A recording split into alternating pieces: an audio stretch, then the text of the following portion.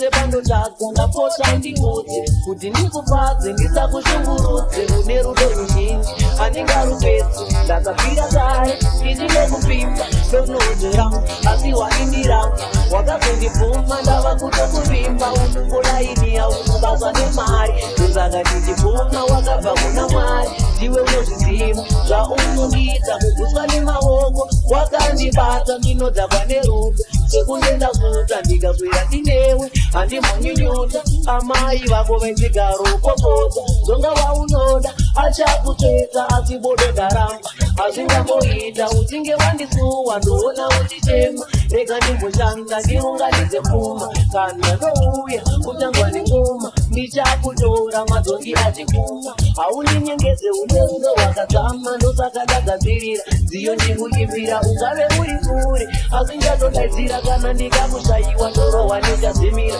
haunonatsokuda kana ndichikutaimira uchinge uripo ndosera ndakakusona ndichinge ndarwara ndopora ndakukona zuva hari nyingi usati wambokona ndokwadi ndichakuda kusvika kukufa ndogara nazemukaka uri mumendefa kudai kari kare ndauya runyandiriri ndazvikonesa ndatema ugariri rudo rwamunondipa nderwemandiriri rudo rwandakapfimika mukati memoyo paruchazotingira njanyora imwe nziyo ndichakushongedza kupa semudziyo ndiwe unondipa rudo rwechitariro ngatisunganidze rudo rwedu nembariro kuti vegodo vashaire mapariro simngatitambe ngatipinde mudariro iswedenderekangi vashaire matauriro chiuya titambe kusati kwatedza kungave kune chando asi ndiwe mushanda ndichakuviga mandiriseka ukwanza ndicho chinangwa chaita ndiimbe neshonda kuti tishayiwe patingapokana ngatibatanidze hama dzangu nedzako